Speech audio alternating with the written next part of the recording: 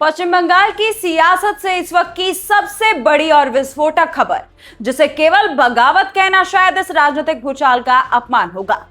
जिस तृणमूल कांग्रेस को कभी ममता बनर्जी की मुट्ठी में बंद पार्टी माना जाता था, आज उसी पार्टी के सांसद दिल्ली के दरबार में अपनी ही दीदी के खिलाफ चक्रव्यूह रच रहे। टीएमसी के सांसद केंद्रीय मंत्रियों के दरवाजे खटखटा रहे, लोकसभा अध्यक्ष से अलग गुट की मांग करने लगे हैं। लेकिन इस पूरी राजनीतिक उठापटक में सबसे ज्यादा चर्चा किसी पुराने दिग्गज की नहीं, बल्कि जादवपुर की फायर ब्रांड सांसद सयानी घोष की हो रही है। नमस्कार, आप देख रहे हैं बतकई चौक और मैं हूं आपके साथ गरिमा त्रिपाठी। दोस्तों, हम बात उसी सयानी घोष की कर रहे हैं जो कल तक चुनावी मंचों से ममता बनर्जी के नाम की कसमें खाती थी, जिन्होंने विपक्षी नेताओं पर तंज कसते हुए सरेआम कहा था कि मैं चड्ढा नहीं हूं जो चड्ढी बन जाऊंगी, घोष हमेशा घोष रहेगा। लेकिन आज उस सियासत ने ऐसा यू टर्न लिया है कि उनका यही बयान अब सोशल मीडिया से लेकर के राजनीतिक गलियारों तक उनके गले की फांसी का फंदा बन चुका है।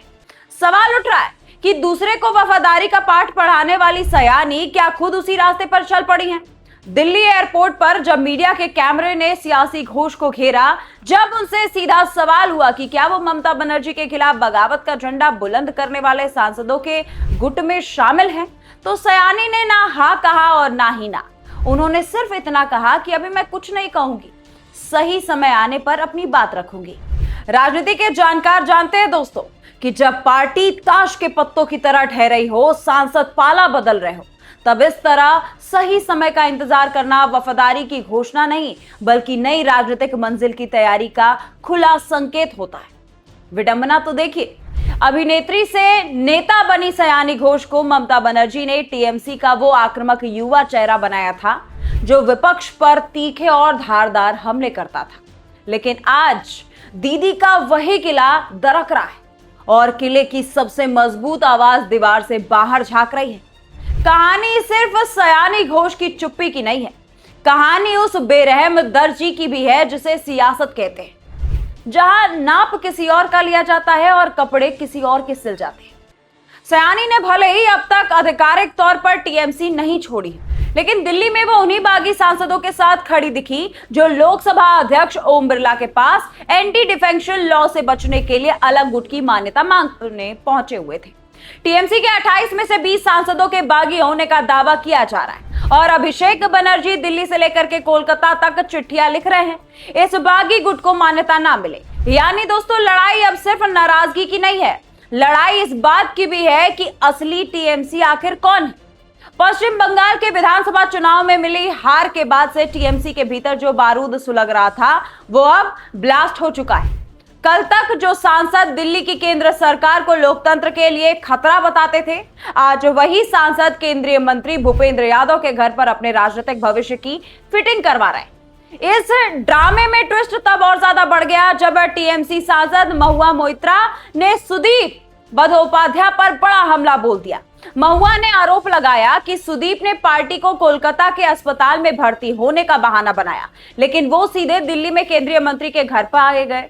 महुआ ने तंज कसा कि सुदीप बाबू का मास्क और विग दोनों उतर चुके हैं, यानी टीएमसी की ये जंग अब बंद कमरे की नहीं, सोशल मीडिया के अखाड़े में तब्दील हो चुकी है। लेकिन दोस्तों, इन सब में सयानी घोष का मामला सबसे ज्यादा दिलचस्प और प्रतीकात्मक है। यानी सयानी का विवादों से पुराना नाता रहा।